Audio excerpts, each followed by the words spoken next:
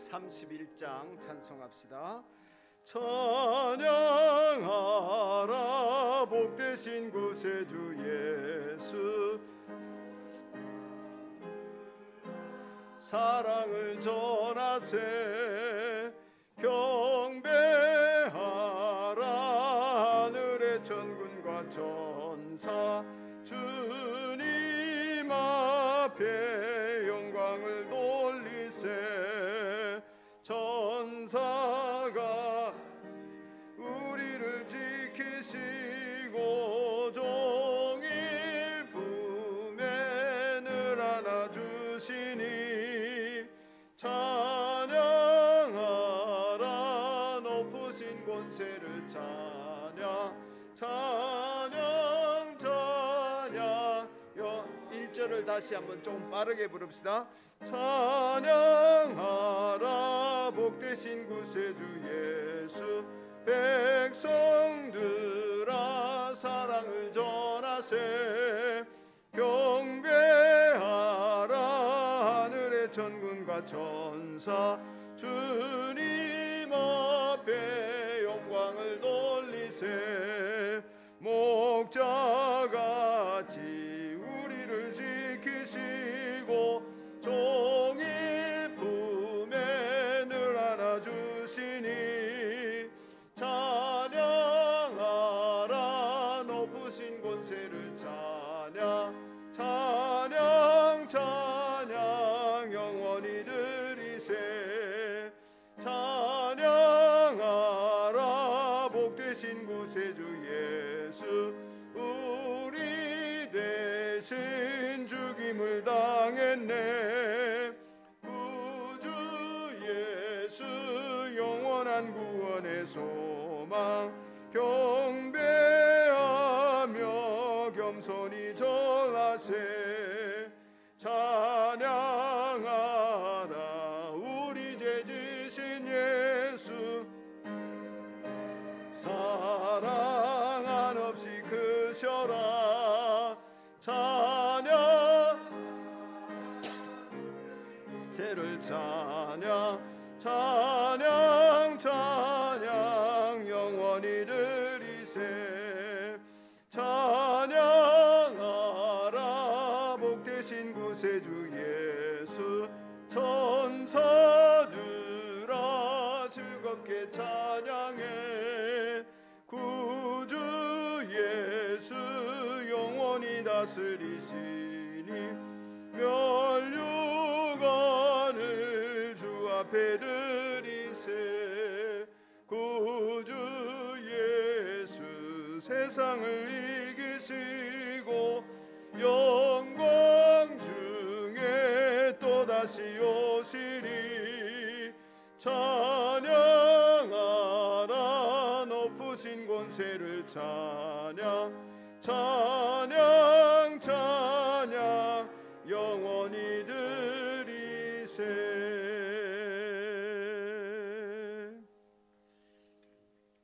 시와 찬미와 신령한 노래로 서로 화답하며 여러분의 가슴으로 주님께 노래하며 찬송하십시오.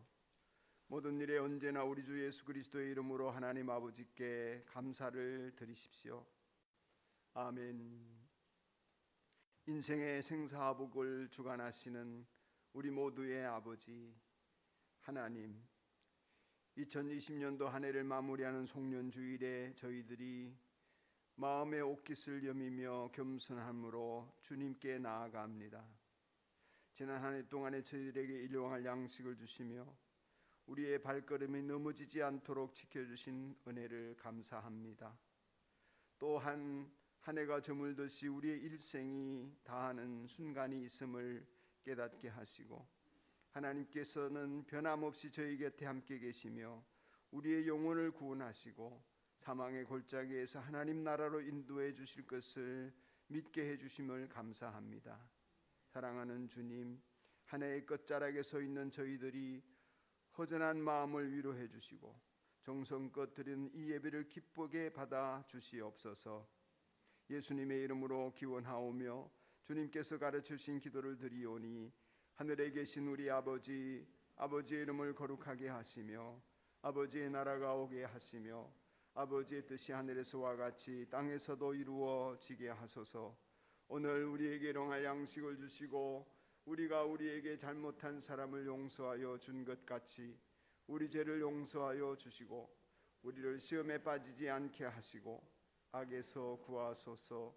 나라와 권능과 영광이 영원히 아버지의 것입니다. 아멘.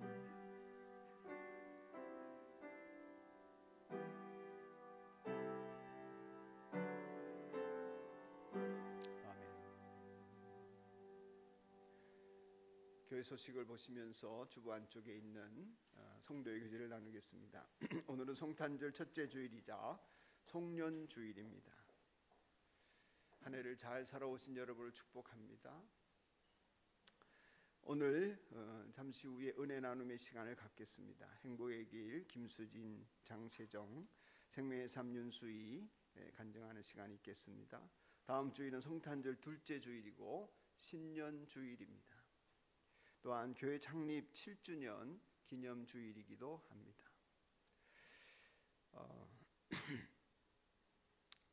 행복의 길 인도자 모임 조별로 있겠고 총목자 모임 오후 4시에 온라인으로 있겠습니다. 말씀잔치 은혜 가운데 제2차 말씀잔치를 잘 마쳤습니다. 역동적인 신앙생활 시리즈 3 말씀잔치는 1월 17일부터 20일까지 열립니다. 제8기 생명의 삶 수료하신 분들 축하하고 축하합니다. 잠시 뒤에 수료식 간단히 진행하겠습니다. 송영기, 윤수희 우수상입니다. 한 분만 뽑는데 우열을 가릴 수가 없어서 두 분을 선정했습니다.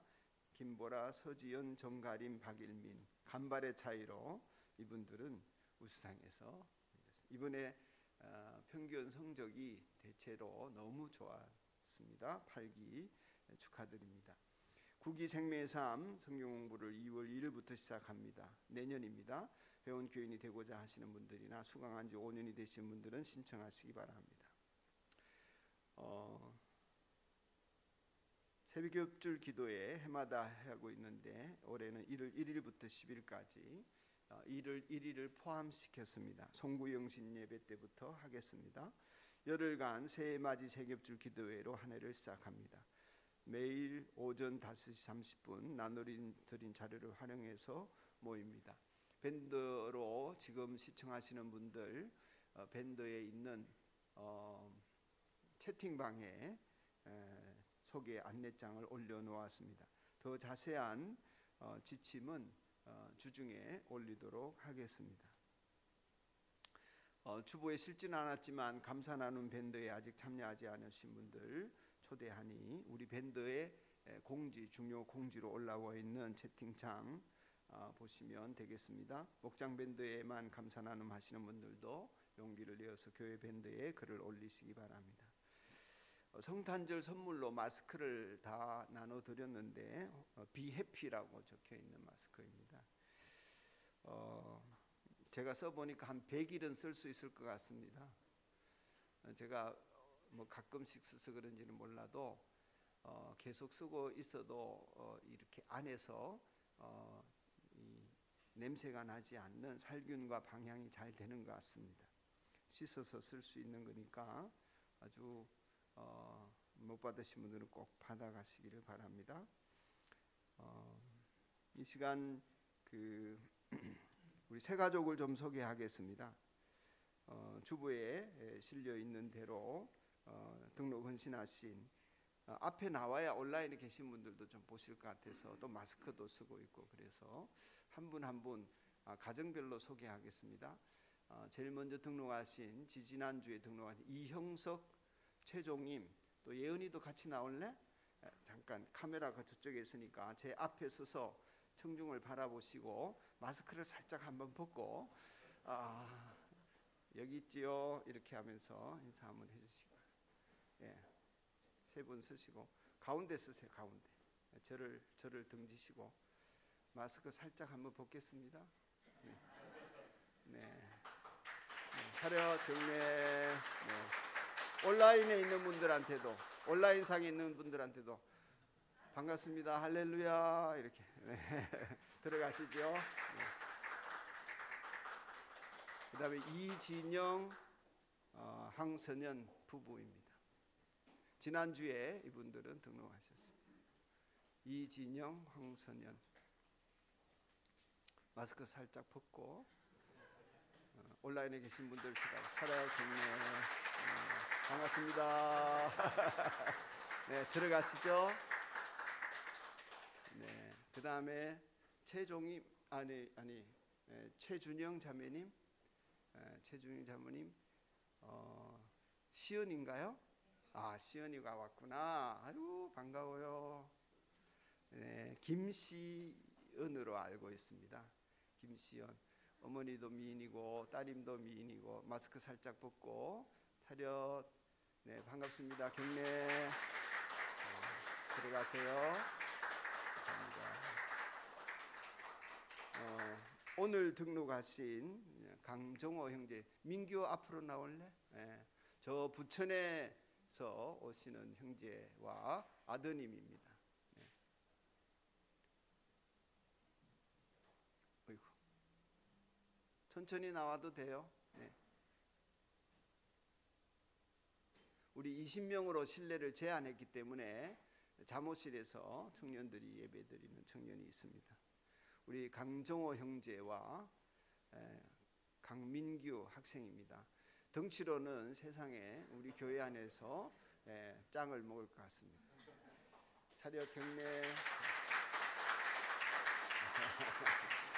반갑습니다. 새가족 소개를 마치고요. 이제 생명의 삶 8기 수료식을 하겠습니다. 이름을 부를 때 앞으로 나오세요. 송영기, 윤수희, 김보라, 서지연, 정가림, 박일민.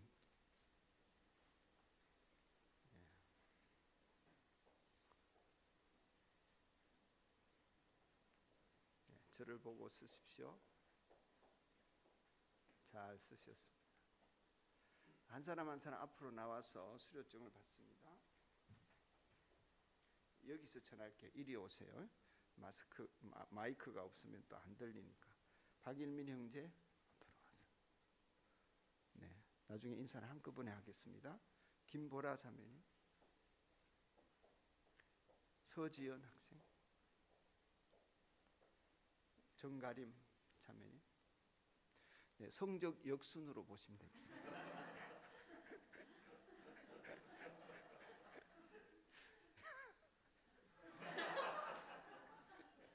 인정하죠? 네. 송영기. 네. 두 사람은 우수상입니다. 윤수희 앞으로 오세요.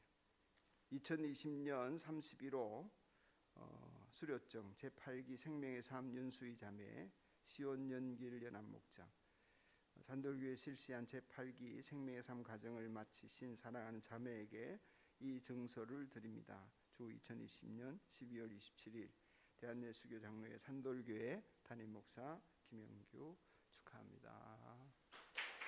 돌아서서 같이 인사합시다. 차렷 경례. 감사합니다. 들어가세요. 들어가세요. 이분들은 이제 간증을 통해서 주일 시간에 또 여러분에게 다시 인사드릴 시간이 있을 것입니다. 오늘은 윤수희 청년이 생명의 삶 수료 간증을 먼저 해주겠습니다. 앞으로 나오세요.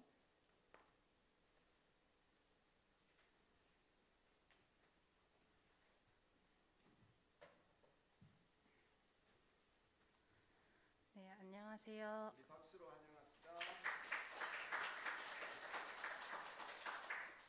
네, 안녕하세요. 제8기 생명의 삶 공부를 수료하게 된 윤수희입니다.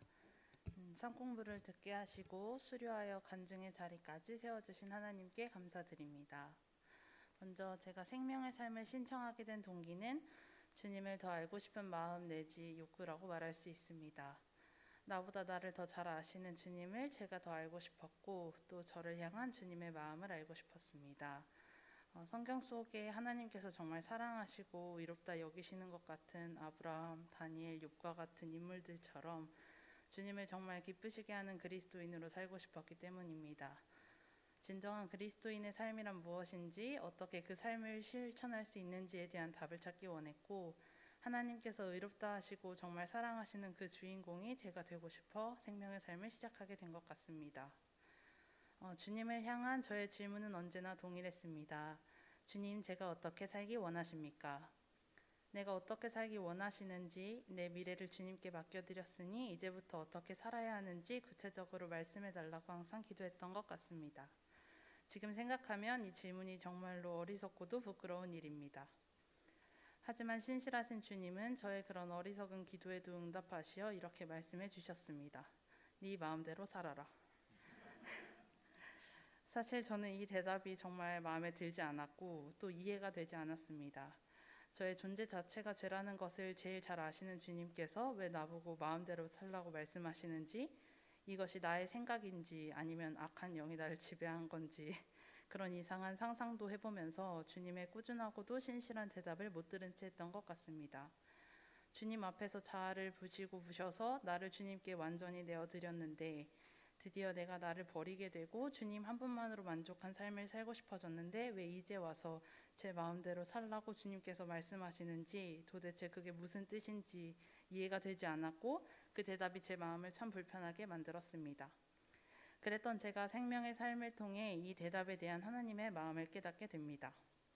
첫 번째는 주님은 전능하신 분이라는 것을 깨닫게 하시고, 주님을 전적으로 신뢰하지 못했던 내 믿음을 보게 하시고 회복시키고자 하신 것이었습니다. 마음대로 살라는 주님의 대답이 굉장히 불편하게 느껴졌던 이유는 하나님의 능력을 제가 전적으로 신뢰하지 못했기 때문이었습니다. 성경 속에만 있는 앉은 자가 자리에서 일어나고 눈먼 자가 눈을 뜨여 보여지는 하나님의 능력들이 과연 나에게 일어날까 하는 등의 부정적인 믿음의 틀이 나도 모르게 쌓여 있었다는 것을 알게 되었습니다. 이런 부정적인 믿음의 틀을 주님께서는 삶공부 시간을 통해 깨닫게 하셨고, 저의 믿음을 주님께서 완전하게 회복시켰습니다. 두 번째는 진정한 자유함을 누리기를 바라셨던 것이었습니다. 진정한 자유함이란 하지 않아야 하는 것을 하지 않을 수 있는 것입니다. 하나님 안에 있으면서 죄를 짓고 싶을 때가 오더라도 죄를 짓지 않으려는 거룩한 욕구, 또 이와 함께 죄를 이겨내는 자유함, 내 힘으로는 할 수 없는 일이었지만 주님의 이름으로 해내 승리의 기쁨을 알게 해주셨습니다. 말씀의 순종은 곧 나에게 유익이었으며 그 중에 가장 큰 유익이 자유라는 것을 깨닫게 하셨습니다.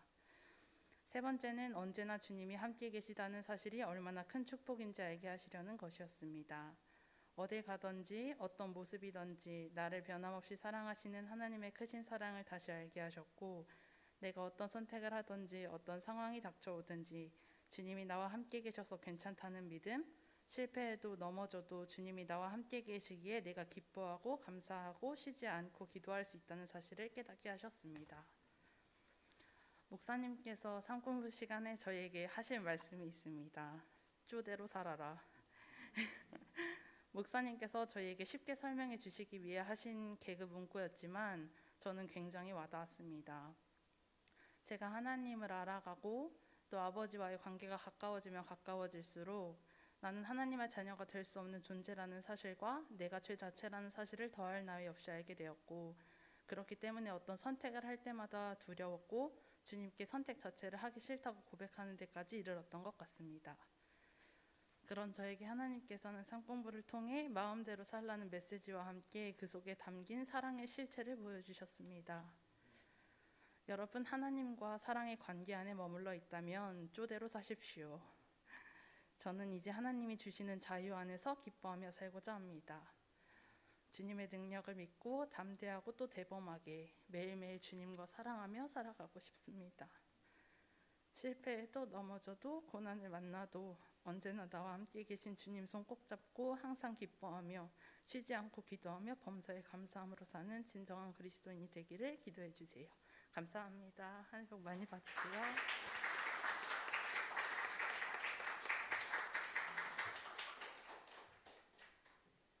대부분의 그리스도인들은 우리 수희 자매가 겪었던 고민을 함께 겪을 것입니다.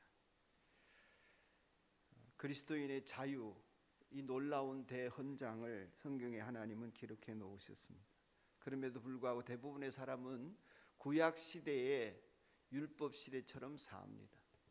하나님이 그리스도 예수를 통하여 주신 주님 안에 있는 자유를 만끽하며 함께 즐거이 신앙생활을 해나가면 더할 나위 없는 하나님의 기쁨이 또한 우리에게도 전달되어질 것입니다.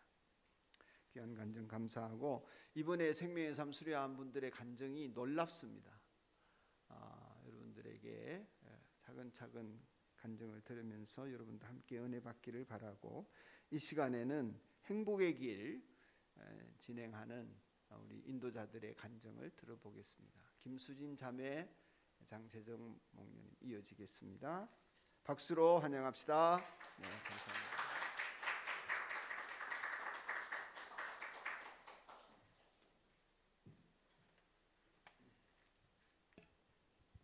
안녕하세요. 필리핀 목장의 김수진 자매입니다. 행복의 길 참여자 과정을 마친 직후 저희 친한 언니이자 VIP인 양영주 자매를 만나 행복의 길에서 받은 은혜를 눈물로 간증하며 함께하기를 권면했는데, 하나님께서 저에게 기회를 주셔서 인도자로 4주째 함께하고 있습니다. 처음 시작할 때는 언니의 모든 상처가 치유되고 행복하기를 바라는 마음으로 시작했는데, 횟수를 더할수록 이것은 참여자가 아니라 인도자를 위한 훈련 과정이라는 생각이 듭니다. 홍준영 목녀님도 그런 말씀을 하셨었는데, 경험을 간증해야 하기 때문에 배운 내용을 삶에 적용하게 되니 나의 삶이 변화될 수밖에 없고, 나의 변화를 통해 그리스도가 드러나기를 바라는 마음으로 임하게 됩니다. 저는 아이들과 소통이 힘들었습니다. 저와는 전혀 다른 두 아들을 키우면서 아이들에게 울화가 치미는 것을 참을 수가 없어서 아이들에게 상처를 주면서 나의 밑바닥을 드러내고 또 죄책감에 시달렸습니다.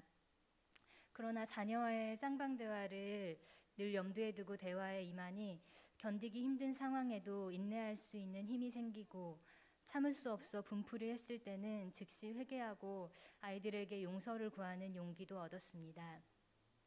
자녀와 쌍방 대화를 연습하다 보니 내가 어떻게 이렇게 지혜로운 말을 했지? 하고 스스로 놀랄 때가 한두 번이 아닙니다. 10년 동안 안 되던 것이 정말 됩니다.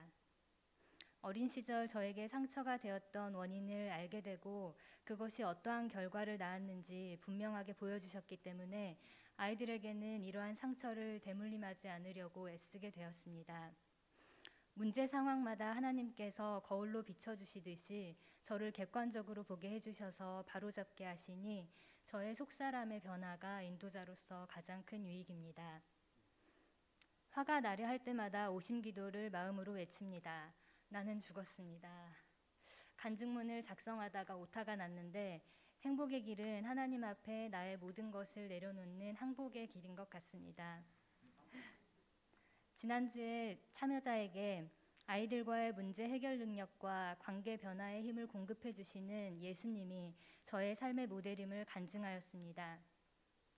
여러분의 자녀를 노엽게 하지 말고 주님의 훈련과 훈계로 기르십시오 라는 성경 말씀을 자연스럽게 전할 수 있고, 참여자 역시 저와 비슷한 상황에서 배운 내용을 삶에 적용한 경험담을 감사 나눔으로 이야기하며 이것이 행복의 길의 효과인 것 같다라고 표현해 주어 희망의 관계로 나아가는 기쁨을 함께 누리고 있습니다.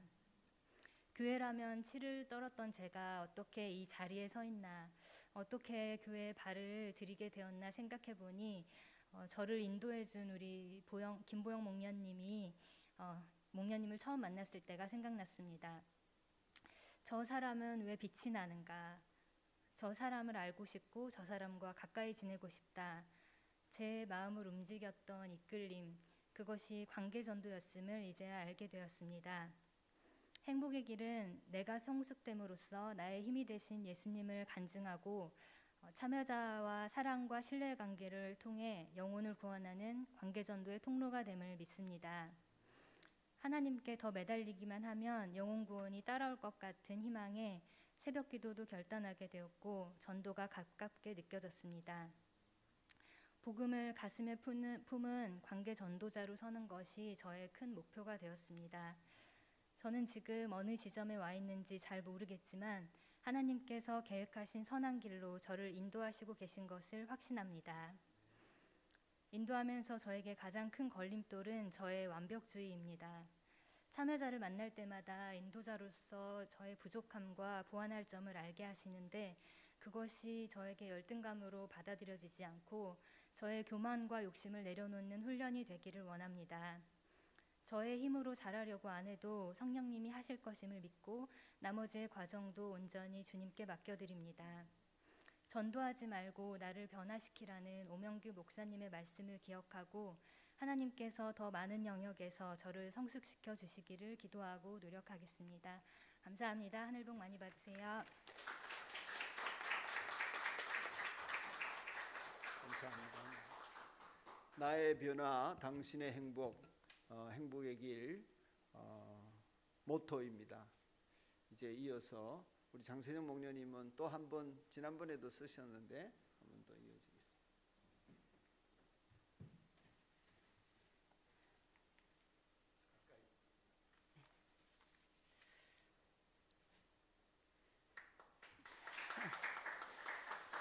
안녕하세요. 사바목장 목녀 장세정입니다.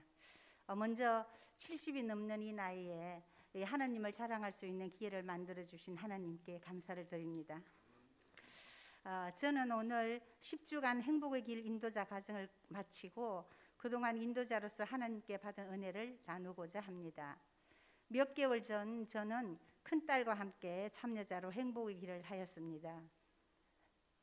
오랫동안 해결할 수 없었던 문제가 행복의 길을 통해 해결되는 큰 은혜를 받았으며 그 이후 평안함과 자유함으로 정말 이것이 바로 행복의 길이구나 하고 느꼈기에 나의 이 행복한 마음을 다른 사람에게도 느끼게 해주고 싶은 욕망이 생겼습니다. 그래서 제일 먼저 목장 식구가 생각났고 여건상 가까이에 있는 모건이면서 친언니인 장세연 자매님에게 행복의 길을 해보자고 제의하였습니다. 제가 아는 언니의 성격으로는 꼭 거절할 것 같아서 2, 3주간 기도하고 나서 언니에게 용기를 내어 얘기하였는데 예상대로 나이가 이렇게 많은데 참고로 82세입니다. 그냥 이렇게 살다가 죽으면 되지 앞으로 무슨 행복의 길이 있겠냐며 거절하기에 남은 시간이 얼마 남지 않았으니까 더욱더 진정한 행복의 맛을 봐야 하지 않겠냐고 설득하였더니 그럼 어디 한번 해보자고 하였습니다. 그래도 중간에 그만두겠다고 하면 어쩌나 하는 생각도 있었으나 일단 시작하였습니다. 그런데 너무나도 놀라운 것은 주가 거듭될수록 그 시간을 기다려 주었고 한 번도 꺼내지 못했던 많은 이야기까지 나눌 수 있게 되어서 인도자로서 동생으로서 그 행복감은 말할 수 없었습니다. 무엇보다도 87세인 큰 언니에게 옆에 앉아 들어보기만 하라고 하였는데 3, 4주 지나니 원래 말을 잘 안 하던 큰언니도 어느새 참여자의 자리에 들어왔으며 어린 시절과 받았던 상처와 지난 얘기를 꺼내놓으며 힘들었던 마음까지 다 드러내 주어서 눈물을 흘리며 서로 공감하고 서로 위로받고 위로하는 시간이 되어서 참으로 기뻤답니다. 끝나기 2주 전부터는 너무 빨리 시간이 지났다고 아쉬워하는 두 언니를 보고 아, 이것이 인도자의 행복이며 보람이구나 하는 것도 느꼈으며 저에게도 그 시간들이 귀하고 소중한 시간이 되었습니다. 끝난 뒤에 언니들이 인생을 다시 되돌아볼 수 있어서 좋았었고 잘못 산 것도 반성해보는 시간이었으며 말하지 못했던 말을 다 하고 나니 마음이 가벼워졌다고 하며 남은 시간을 좀 더 보람있게 살아야겠다는 참여자의 간증을 직접 간증할 수 없어서 대신에 말씀드립니다. 부디 남은 시간 동안 두 언니가 그동안에 어려웠던 일은 이제 다 버리고 매일매일 행복하고 기쁜 마음으로 하나님만 의지하고 하늘나라를 바라보며 아프지 않고 건강하게 지내기를 바랄 뿐입니다. 이번에는 하나님의 은혜로 바뀌어가고 있는 인도자로서의 작은 나의 변화에 대해서 말씀드리겠습니다. 저는 지금까지 잘 못 고치는 것이 다른 사람의 말, 특히 남편의 말을 경청하며 끝까지 잘 듣는 것입니다. 늘 저 생각은 아니야, 내 말이 옳지, 에구 또 잔소리 이러면서 말을 끝까지 듣지 않고 상대방의 말을 중간에 끊어버리거나 내 생각이 옳다고 고집하던 나였습니다. 행복의 길 인도자의 참 모습은 경청, 반응, 칭찬이 가장 중요함을 알게 되어 처음에는 잘 되지는 않았지만 의도적으로 상대방의 말을 듣는 훈련을 조금씩 쌓아가는 중에 상대방의 입장도 조금씩 이해도 하게 되고 그 소리에 귀를 기울이게 되었으며 늘 길게만 느꼈던 남편의 얘기에도 들어보려고 노력하게 되었고 나의 고집도 조금씩 내려놓게 되니 한번 얘기 시작하면 길게 하던 남편의 얘기도 그렇게 길지 않게 느껴졌으며 자주 말 때문에 다투는 일이 줄어들어 요즘은 거의 다툼이 없어졌습니다. 행복의 길이 그렇게 해주었습니다. 할렐루야. 두 번째 나의 변화는 저희 기준에 맞추어 놓고 주변 사람이나 언니, 남편의 행동에 자주 지적하며 바뀌지 않는 상대가 늘 못마땅했고 혼자 끙끙거리며 마음속으로 화를 품었던 내가 차츰 그 사람의 마음과 행동을 이해하게 되고 그러다 보니 웃어 넘어가는 저를 발견하기도 합니다. 세 번째 나의 변화는 저희 성격상 과한 칭찬, 과한 반응 등은 잘 맞지 않아 잘 못했던 저인데 행복의 길 인도 중에 나도 모르게 아 그랬어요? 아 그랬군요. 너무 잘했네요 하며 과잉 반응도 하며 상대방에게 서슴지 않고 손도 잡고 스킨십도 감행하게 되었습니다. 그렇게 하다 보니 관계가 더 가까워지고 좋아지는 것을 알게 되었습니다. 특히 가장 가까운 남편에게는 그동안 자주 하지 못했던 고마워요, 미안해요 라는 말도 이제는 자주 해보려고 마음먹고 있습니다. 행복의 길이 나를 조금씩 바뀌게 해주었습니다. 그리고 네 번째로 인도자의 길을 하는 동안에 믿지 않은 가족이나 주변의 VIP에 대한 안타까운 마음이 더욱더 생겼습니다. 나만 이런 행복감을 느끼면 안 되는데 하루빨리 주님을 만나야 하는데 하는 마음이 더 절절해지고 있습니다. 말씀 잔치를 통해 행복의 길을 알게 되어 지금은 시작에 불과하지만 나의 변화가 주변에 행복을 전달하는 관계 전도자가 되기를 소망합니다. 마지막으로 여러 성도님께 감히 말씀드리고 싶습니다. 성도님들이 부모님들과 꼭 행복의 길을 해보시라고요. 나이가 많고 남은 삶이 얼마 남지 않았기에 이 행복의 길을 하셔야 한다고요. 특히 따님 되시는 여러분 꼭 친정엄마하고 행복의 길을 해보라고 권하고 싶습니다. 여러분의 어머니도 여러분도 그동안 느끼지 못했던 사랑과 간절함과 행복을 분명 느끼실 것입니다. 부족한 저희 간증을 들어주셔서 감사합니다. 다가오는 새해에는 올해보다 더 많은 하늘 복 받으시기 바랍니다. 감사합니다.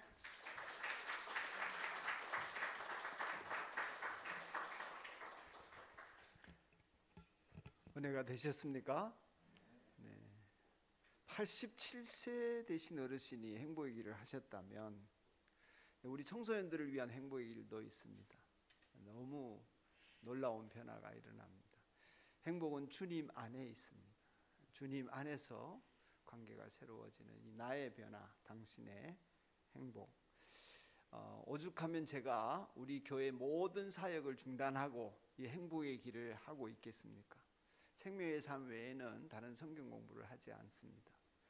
행복의 길을 우리 현재 대부분은 성도들끼리 하고 있습니다. 몇몇 분들은 VIP와 하지만 우리의 변화가 먼저 일어나서 여러분들이 VIP들과 이런 행복의 길을 하면서 관계 전도가 이루어지기를 소망하고 있습니다.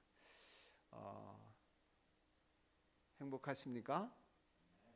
행복하시기를 바라고 주님 안에서 그 길을 찾아가는 우리가 되기를 바랍니다.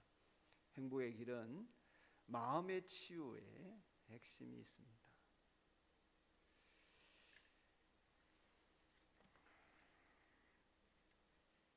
이제 자리에서 일어나시면 우리에게 주신 하나님의 말씀을 제가 봉독하겠습니다.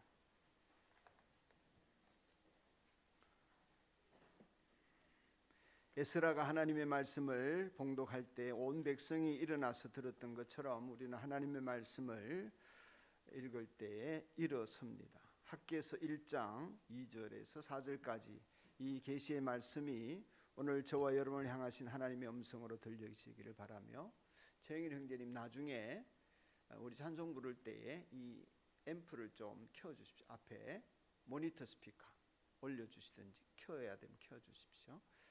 어저께 켜는 걸로 조율을 좀 했기 때문에 한번 해보시기 바랍니다. 제가 괜찮은지 확인하겠습니다.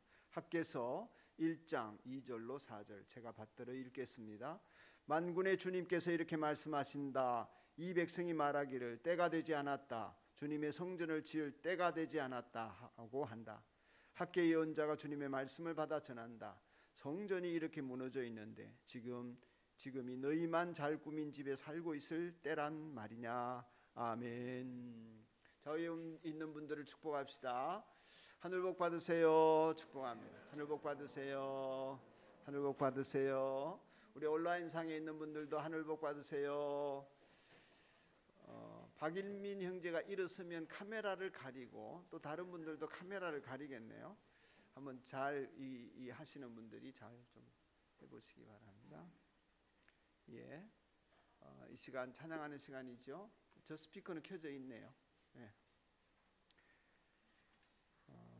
우리 모두가 찬양되기를 바랍니다. 이 시간 송년주일날 함께 부를 찬송은 301장을 택했습니다. 지금까지 지내온 것 주의 크신 은혜라. 찬송하면서 하나님께 영광을 돌리고 이어서 서석준 목자의 기도가 있겠습니다. 찬송하면서 준비된 예물이 있으신 분들은 봉헌하는 시간 갖겠습니다. 찬송합시다.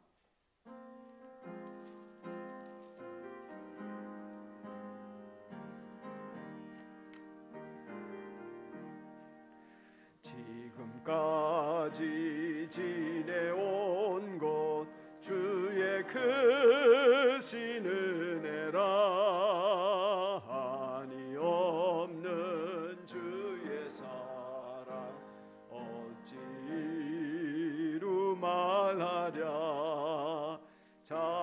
자나깨나 주의 손이 항상 살펴주시고 모든 일을 주 안에서 형통하게 하시네. 몸도 맘도 연약하나 새 힘 받아 살았네. 물 붓듯이 부시는 주의 은혜 족하다. 사랑 없는 거리에 나 험한 산길에 맬 때 주의 손을 굳게 잡고 찬송하며 가리라. 주님 다시 배올라 날로 다가와 무거운 짐 주께 맡겨 벗을 날도 멀잖네. 나를 위해 예비하심 고향 집에 돌아가 아버지의 품 안에서 영원히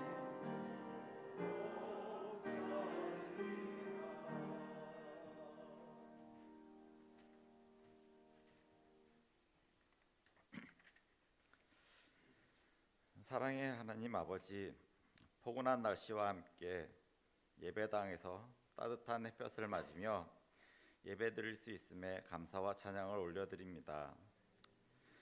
주님의 장막을 사모해서 온라인과 오프라인으로 이렇게 함께 주님을 바라보며 주님의 집에 머물러 있는 시간이 참으로 좋습니다.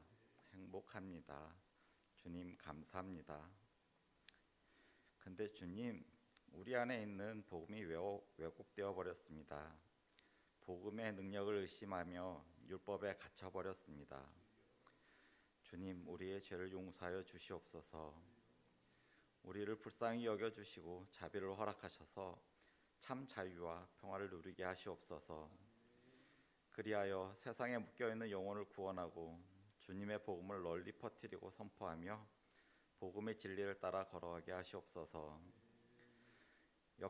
역동적인 신앙생활을 위한 말씀잔치에서 배운 감사 나눔을 통해서 주님의 은혜를 세워보게 하시고 또 내일의 소원을 통해 하나님을 경험하게 하시니 감사와 찬양을 올려드립니다. 우리를 관계 전도자로 훈련되게 하시고 매일 변화되는 자신과 그로 인해서 하나님이 일하시는 것을 구경하고 즐기는 복된 삶을 허락하시옵소서. 성탄절 전야제를 통해서 산돌교회가 한 마음으로 주님이 오심을 축하하며 그 즐거움과 기쁨을 표현할 수 있음에 감사를 드립니다. 매년 하는 행사나 휴일이 아니라 내 안에 오신 주님을 고백하고 그리스도의 의미를 다시 새기는 시간이 되었음에 수고하고 애쓰며 참여한 모든 이들에게 주님의 복이 가득하기를 소원합니다. 목사님을 위하여 기도드립니다. 가정교회의 세 축의 중심은 담임 목사님의 리더십입니다. 우리 공동체에 부어주신 모든 은혜는 목사님의 리더십을 통해서 공급됩니다.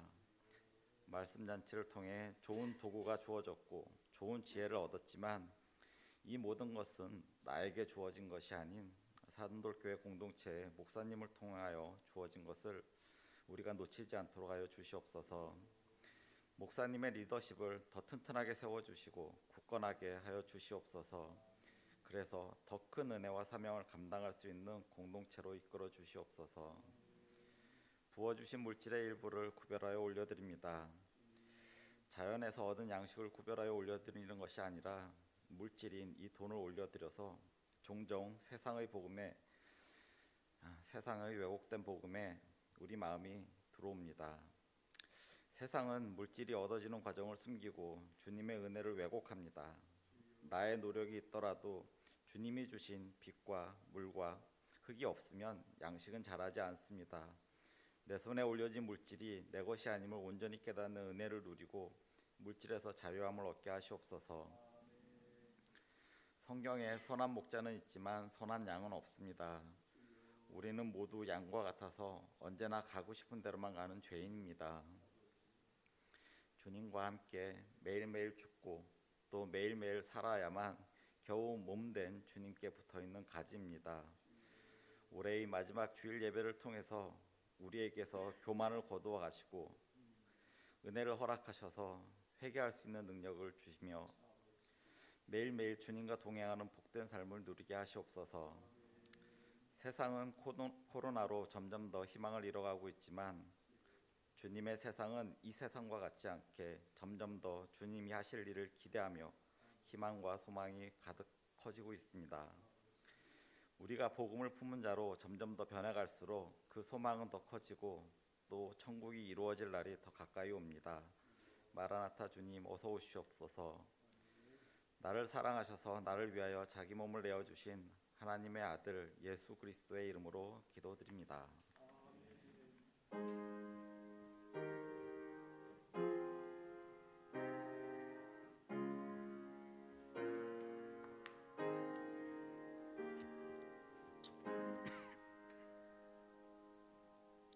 오늘 좀 마스크를 벗고 제가 지난 주간에 쓰고 하니까 호흡이 좀 딸렸어요.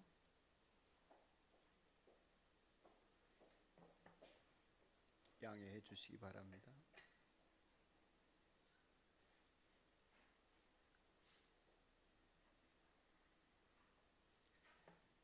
서석준 목사님이 목사의 리더십을 위해서 기도하셨는데 큰 부담이 됩니다. 감사합니다. 사람 사는 세상에는 적당한 때가 있는 것이 사실이죠.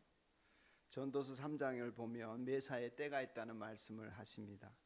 일에는 다 때가 있다. 세상에서 일어나는 일마다 알맞은 때가 있다. 살 때가 있고 죽을 때가 있다. 심을 때가 있고 뽑을 때가 있다. 죽일 때가 있고 살릴 때가 있다. 허물 때가 있고 세울 때가 있다. 이렇게 쭉 얘기를 하면서 전도서 3장 11절에 내려가면 모든 것이 제때에 알맞게 일어나도록 만드셨다. 누가요? 하나님께서. 더욱이 하나님은 사람들에게 과거와 미래를 생각하는 감각을 주셨다. 놀라운 은혜이죠. 그러나 사람은 하나님이 하신 일을 처음부터 끝까지 다 깨닫지는 못하게 하셨다. 그랬습니다.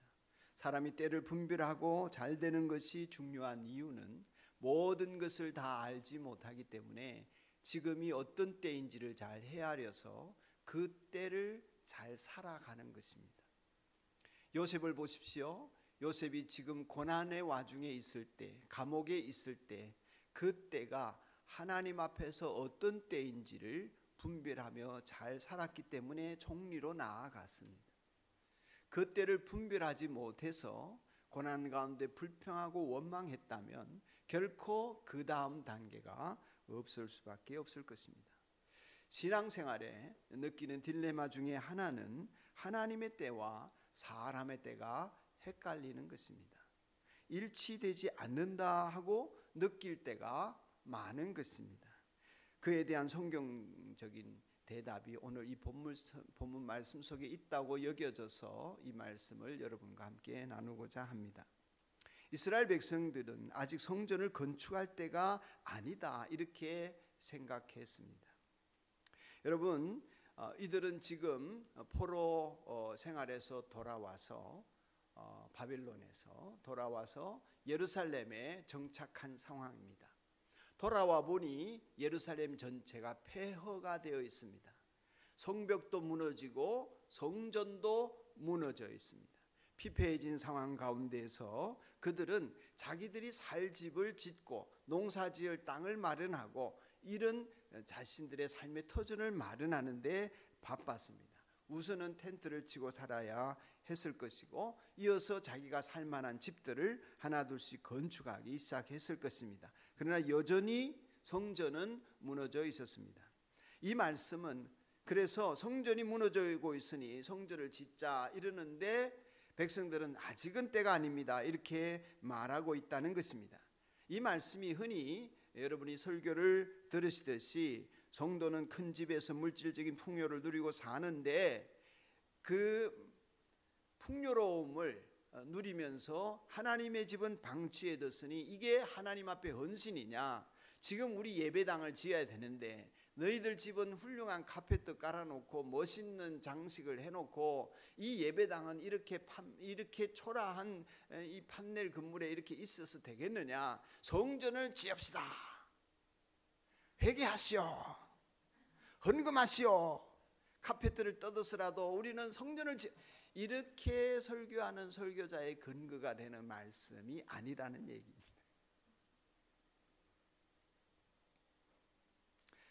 이들이 잘 꾸민 집이라고 하는 표현 속에서 그들이 어느 정도는 살게 되었다는 것을 알 수 있습니다만은 학개서 1장 6절에 보면은 수입이 적고 일꾼은 전대가 구멍 뚫려져 있고 또 9절을 보면 많은 것을 바라나 적고 집으로 가져가서나 하나님이 불어 흩어버리시고 이런 것을 보면은 성전을 지을 만큼 여유가 자기들에게 없다고 생각할 만합니다. 성전을 지을 때가 되지 않았다라고 했으니 성전을 지을 때가 되지 않았다라고 했으니 그들이 성전을 짓지 말자는 것은 아닙니다. 미루자는 것입니다. 언젠가 여유가 생기면 지어야 되겠다는 마음은 있는 것입니다. 일반적으로 성도들은 여러분 마찬가지시겠지만은 대부분의 성도들은 생활에 여유가 생기고 형편이 나아지면 하나님의 일을 해야지 이런 마음을 품으십니다. 우리 성도들이 대부분 그러신 것 같습니다. 물질적으로나 시간적으로나 건강에 있어서나 안정이 찾아오고 여유가 생기면 또는 아이를 좀 길러 놓으면 언제든지 나는 하나님의 일을 해야지 이런 분들이 대부분인 것 같습니다. 이게 성도들의 일반적인 상식인 것 같아요. 맞습니까? 아니요.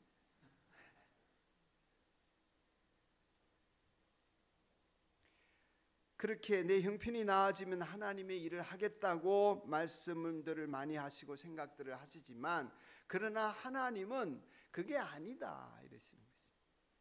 그런 거 아니다. 뭐 하나님의 일을 무조건 지금 당장 하라 이런 뜻도 아닙니다. 성전이 이렇게 무너져 있으니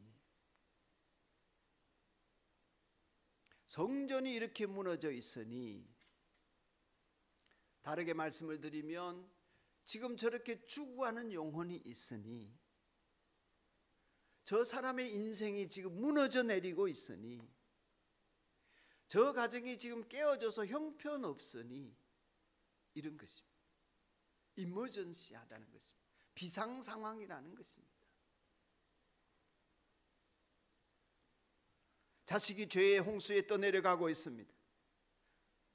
가정이 무너진 채 사는 게 아닙니다. 죽고 싶어 합니다. 아이들도 어른도 사는 게 너무 힘들다고 눈물을 흘립니다. 이렇게 성전이 무너져 있습니다. 이 눈앞에 분명히 보이는 하나님의 일을 미룰 수 없다는 것입니다. 이 눈앞에 보이는 분명한 하나님의 일을 지금 즉시 하라는 것입니다. 하나님은 무조건 성도에게 하나님의 일만 하라고 요구하거나 우기는 분이 아니십니다. 하나님의 일이 눈앞에 뻔히 보이는데도 성도가 다른 핑계대며 회피하지 말라는 것입니다. 지금이 그때라는 것입니다. 하나님의 때는 눈앞에 뻔히 보이는 그 순간이라는 것입니다. 바로 그 순간이 하나님의 일이 진행되는 때라는 것입니다. 여러분과 저도 잘 아는 선한 사마리아인의 비유가 있습니다. 눈앞에 고통당하는 이웃이 있습니다. 어떻게 해야 합니까? 바로 도와야 합니다. 물론 선한 사마리아인에게는 도울 수 있는 물질적인 여유가 조금은 있었지요. 포도주도 부어서 상처도 씻어주고 또 여간방에 데려다가 재우기도 하고 돈이 더 필요하면 내가 주겠소라고 약속도 하고 그랬습니다. 그러나 제 생각입니다마는 강도당한 사람을 보고도 지나간 바리새인이나 혹은 레위인이나 제사장들은 더 여유로웠을 것입니다. 더 여유 있는 사람이었을 것으로 짐작되는 이들은 왜 외면했을까요? 여유의 문제가 아니었습니다.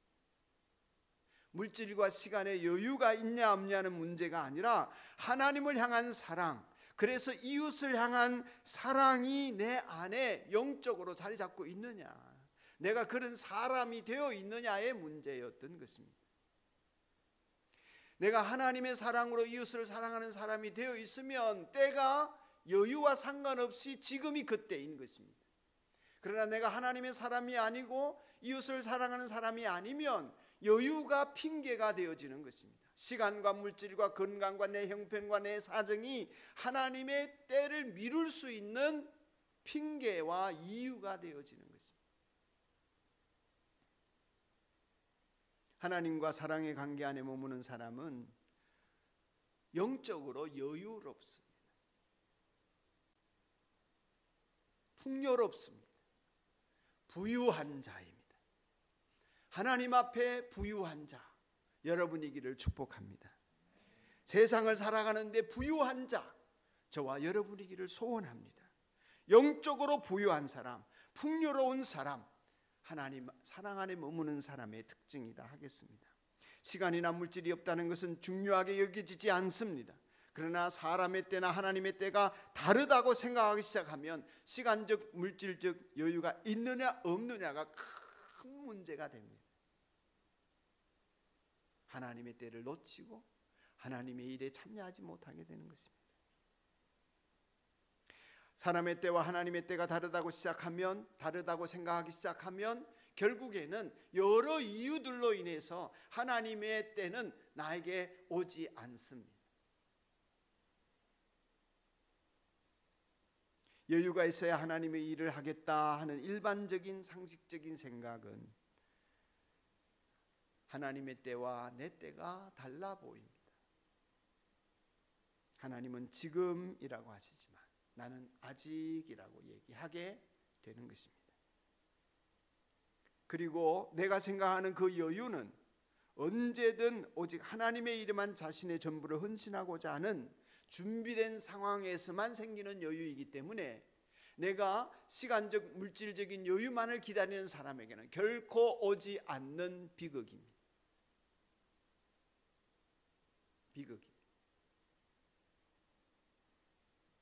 항상 모든 일을 주님의 뜻에 비추어 생각하고 판단하고 결정하고 수행하는 자세가 하나님 사랑과의 관계 속에서 이루어져 있는 사람은 언제든지 하나님의 때입니다. 말하자면 범사의 주를 인정하고 범사의 주께 감사하고 모든 일을 주님 안에서 받아들이고 발견하여서 그 모든 일을 하나님의 일로 바꿔나가는 생활 방식으로 살아갑니다. 삶 전체가 하나님의 주권 안에 있음을 알기 때문에, 다른 말로 하면 구태여 주님의 때가 언제인가 헤아려 볼 필요가 없습니다. 지금이 주님의 때임을 알기 때문에, 지금 내가 만나는 그 사람, 지금 내가 살고 있는 그 가족들과 더불어 하나님의 뜻을 이루고 하나님의 때를 살아가는 중에 있음을 알기 때문입니다. 그래서 바울 사도는 지금이 은혜 받을 만한 때요, 지금이 구원의 날이로다. 할렐루야. 나중이 아니다. 장차가 아니다. 주님의 일을 하기 위해 새삼스럽게 영적 에너지를 결단하고 더 달라고 기도하고 그럴 노력을 할 필요가 없다는 것입니다. 왜냐하면 나의 존재 자체가 하나님의 사람으로, 하나님의 사랑으로 이웃과의 사랑의 관계 속에 머물러 있기 때문에, 내 안에는 늘 그 공급하시는 은혜가 있기 때문에 언제든지 지금이 하나님의 때요, 하나님의 일을 할 시기임을 늘 느끼며 살 수 있는 것입니다. 하나님의 일은 인간이 가진 물질이나 여유나 정성으로 이루어지지 않습니다. 다시 말합니다. 하나님의 일은 여러분이 가진 시간적인 여유, 물질적인 여유, 여러분의 마음이 정성을 들이는 어떤 종교적인 노력으로 이루어지지 않습니다. 하나님의 일은 하나님이 하십니다. 하나님의 일은 하나님이 하십니다. 우리는 다만 마음과 뜻과 정성을 다하여 그 일에 참여할 뿐입니다. 이렇게 하나님의 때는 어떤 여건과 장소에서 누구를 만나든 바로 지금이 하나님의 때인 이유가 있습니다. 그것은 왜냐하면 하나님이 단 한 번도 우리를 떠나지 않으시기 때문입니다. 하나님은 언제나 우리와 함께 하시기 때문입니다. 성령께서 우리 안에서 우리를 떠나지 않는다고 약속하셨습니다. 예수님께서는 너희와 항상 함께 있으리라. 언제까지? 세상 끝날까지. 어쩌다 함께 있겠다 하지 않으셨습니다. 간혹 내가 너희와 함께 있으리라 말씀하지 않으셨습니다. 항상 함께 계십니다. 항상 함께 계시는 하나님께서는 나와 동행하시고 내가 먹는 것과 입는 것과 마시는 것 속에서도 함께 하십니다. 그러므로 나와 함께 하시는 그분이 내 가족이요, 그분이 나와 함께 하시기 때문에 나의 기쁨이 그분의 기쁨이요, 나의 괴로움이 그분의 괴로움이기 때문에 언제든지 우리는 그 하나님의 때를 살 수 있는 것입니다.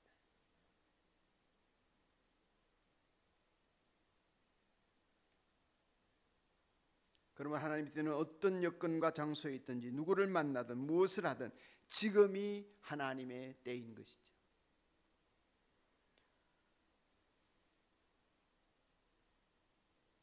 또 하나님의 때가 어떤 여건 장소 누구를 만나든 바로 지금인 다른 이유는 모든 일이 하나님의 전적인 주권 안에 있기 때문입니다. 하나님이 주관하시기 때문입니다. 하나님의 일은 하나님이 하시는데 이 세상의 모든 일이 하나님의 일이 아닌 것이 없습니다. 나의 삶 속에서 하나님과의 관계 안에 머물러 있으면 그 모든 것이 하나님의 주권 안에 있음을 알게 됩니다. 하나님의 주권은 모든 영역 안에서 언제든지 발휘됩니다. 다만 하나님의 자녀를 통해서 일하기를 원하십니다. 할렐루야. 하나님은 여러분과 저를 통해서 그 일을 하기를 원하십니다. 많은 사람들이 우리 가정은 내가 할 일이고 내 일이니까, 내가 주인이고, 내 인생은 내 거니까 내가 주인이고, 그래서 하나님은 손님이고, 우리 가정의 하나님은 손님이고, 내 인생의 하나님은 손님이고, 그러나 그렇지 않습니다. 하나님은 모든 것을 만드시고 사람을 만드셨습니다. 맞습니까? 하나님이 태초에 사람을 만드시니라. 맞습니까? 하나님이 첫째 날 사람을 만드셨습니까? 하나님이 여섯째 날 사람을 만드셨습니다. 하늘과 땅과 별과 이 땅에 필요한 모든 것들을 다 지어 놓으시고 사람을 만드셨습니다. 사람이 뾰로롱 태어났습니다. 아담이 살 것 같네 하면서 살아났습니다. 아니, 태어났습니다. 만들어졌습니다. 하나님이 계십니다. 자연 만물이 있습니다. 하나님에게 이렇게 말했을 수 있죠. 하나님, 제가 뭐 할까요? 하나님, 뭘 도우면 되겠습니까? 무슨 일 할까요? 하나님께서 야, 안식일이다, 쉬자. 사람은 그 모든 것을 누리게 하셨습니다. 하나님 안에서 자유롭게 하셨습니다. 평안하게 하셨습니다. 즐기게 하셨습니다. 죄를 지은 이후 인간의 타락으로 말미암아 땀 흘려 일해야 수고해야 먹고 마시고 잘 수 있었습니다. 예수 그리스도는 우리를 죄에서 건져주실 뿐만 아니라 이 모든 수고와 애씀에서 우리를 자유롭게 하시는 분이신 줄로 믿습니다. 에덴을 회복하시고 하나님과의 관계를 회복시켜 주시고 막힌 담을 허물어 주시고 우리 인간 한 사람 한 사람이 영원한 나라의 소망 가운데서 이 때를 살 때에 하나님의 때로 살게 하시도록 우리를 부르시고 예수님은 그 십자가로 그 피 묻은 손으로 우리를 씻어 주셔서 우리가 하나님 관계 안에서 행복하게 살게 해 주셨습니다. 할렐루야. 그러므로 여러분의 죄가 씻어지는 것에 만족하지 마십시오. 지옥 불구덩이에서 떠나는 것으로 만족하지 마십시오. 여러분은 지금 천국을 살 수 있는 권리를 얻었습니다. 아멘. 지금 이 땅에서 하늘나라의 영광을 바라보며 이 세상에서 자유한 사람으로 살 수 있도록 하나님 여러분을 불러주셨습니다. 여러분의 특권입니다. 일의 주권은 하나님께 있습니다. 그냥 먹고 마시고 쉬어라. 인생에 허락하신 태초의 축복이 오늘 우리에게 이루어져야 우리 예수 그리스도로 말미암아 구원 얻은 하나님의 백성의 은혜를 온전히 누리는 것입니다. 그러므로 수고하고 무거운 짐진 자들아 다 내게로 와. 너희는 와서 돈 없이 값 없이 먹고 마시라. 할렐루야. 하나님의 초대입니다. 그런데 우리가 왜 이럴까요? 내가 잡고 있기 때문입니다. 내 인생을 내가 잡고 있어서 문제가 생깁니다. 나는 내 문제, 내 염려, 내 근심 전혀 해결할 수 없습니다. 하나님을 손님으로 초대해 놓고 내 문제, 내 인생, 내 건데 도와주세요. 이래서 해결될 문제가 아닙니다. 차라리 진이를 부르십시오. 내가 잡고 있기 때문에 문제가 생깁니다. 염려도, 근심도, 불안도, 두려움도, 외로움도, 괴로움도, 교만도, 오만도, 자만도, 불만도 내 거기 때문에 생깁니다. 그 인생의 주도권, 주권을 하나님께 돌려드리면 하나님께서 다 나서셔서 하시게 됩니다. 하나님이 나서실 때에 나는 뒤따르는 것입니다. 나는 그분의 일에 참여하고 복락을 누리는 것입니다.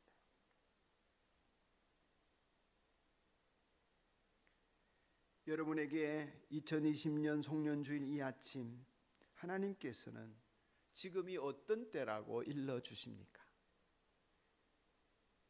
칼럼에도 썼지만 우리는 많은 어려움을 지내왔습니다. 또 앞으로 더 큰 어려움들이 닥칠 수도 있습니다. 우리는 예배를 제대로 드리지 못하고 있습니다. 마스크를 쓰고 예배를 드리는 이 흉측한 일이 일어난다고 어떻게 생각할 수 있었겠습니까? 그러나 일어났습니다. 지금이 어떤 때입니까? 지금이 구원받을 만한 때요 은혜의 때임을 고백하십니까? 이 위기가 세상이 죽겠다는 이 위기가 하나님께는 기회인 줄 아십니까? 눈을 들어 바라보시기를 바랍니다. 이 위기가 하나님의 나라의 백성들과 하나님께는 또 다른 기회가 열려지는 때인 줄 압니다. 여러분에게는 하나님께서 어떤 때라 일러주십니까? 하나님은 지금 뭘 하고 계십니까? 여쭈어 보시기 바랍니다. 2020년 12월 27일 혹은 12월 31일 나는 하나님의 때에 맞춰 살아서 감사하고 행복하고 평안하고 느긋할까, 느긋한가, 느긋할 수 있을까? 어떤 문제에 대해서가 아니라 여러분 자신이 어떤 사람입니까? 여러분 자신에 대해 하나님 뭐라고 말씀하십니까? 지금 어떤 분에게는 그거 멈춰라, 어떤 분에게는 돌아오라, 어떤 분에게는 무릎 꿇으라, 어떤 분에게는 일어서라, 더 달려가라, 어떤 분에게는 지금 그 감정 무시해라. 태산 같은 그 문제같이 느껴지는 그 일, 그 작은 일이다.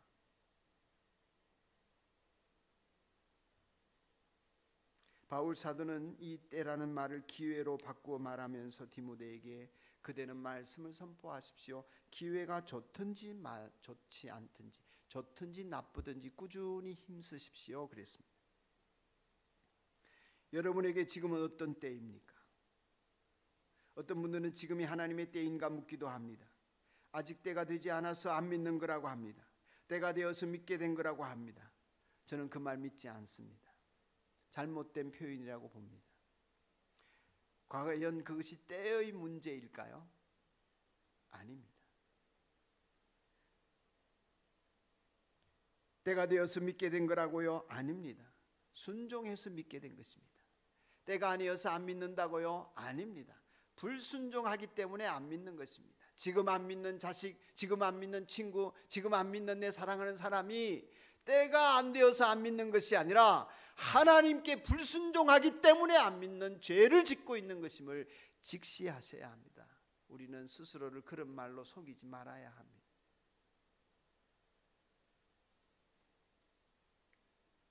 죄를 여상하게 여기지 마셔야 합니다.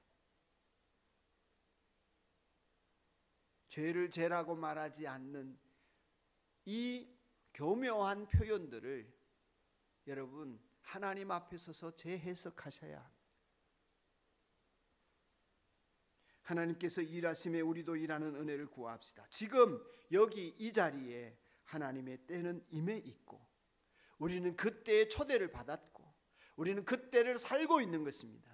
세상의 세월이 연대가 얼마나 지나가느냐, 세상의 시간이 얼마나 지나가느냐, 이건 우리에게 중요하지 않습니다. 하나님의 때를 사느냐 안 사느냐, 이 문제, 이 싸움입니다. 하나님의 때는 우리에게 임했고 하나님의 뜻은 항상 이루어지는 것입니다. 그 안으로 여러분을 초대합니다. 그 속에서 2020년 잘 마무리하고 2021년 복되고 아름답게 주님과 더불어 시작하기를 축복합니다. 우리 함께 찬송 부릅시다. 176장입니다.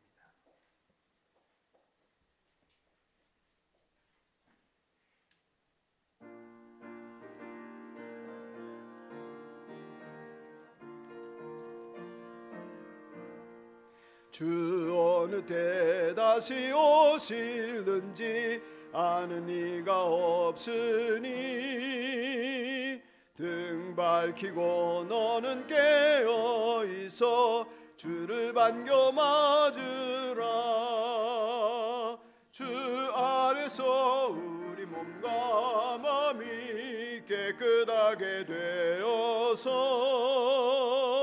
주 예수님 다시 오실 때에 모두 기쁨으로 맞으라. 주 오늘에 다시 오신다면 부끄러움 없을까. 잘하였다 주님 칭찬하며 우리 맞아 주실까? 주 안에서 우리 몸과 마음이 깨끗하게 되어서 주 예수님 다시 오실 때에 모두 기쁨으로 맞으라. 주 예수님 맡겨주신 일에 모두 충성 다했나? 내 맘속에 확신 넘칠 때에 영원한 안식 얻겠네. 주 안에서 마음이 깨끗하게 되어서 주 예수님 다시 오실 때에 모두 기쁨으로 맞으라. 주 예수님 언제 오실는지 한밤에나 낮에나 늘 깨어서 주님 맞는 성도 주의 영광 보겠네. 주 안에서 우리 몸과 마음이 깨끗하게 되어서 주 예수님 때에 모두 기쁨으로 맞으라.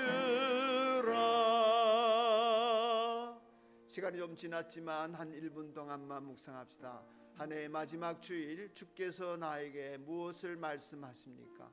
어떤 것을 돌이키게 하시고 어떤 길을 가기를 원하십니까? 무엇을 더 추구해야 되겠고 어떤 일에 브레이크를 밟아야 하겠습니까? 오늘 주께서 말씀하시는 바가 있으시다면 재헌신하시고 기도받으시고 회개하시며 새로운 결심을 하시기 바랍니다. 한 1분 동안 조용히 묵상합니다.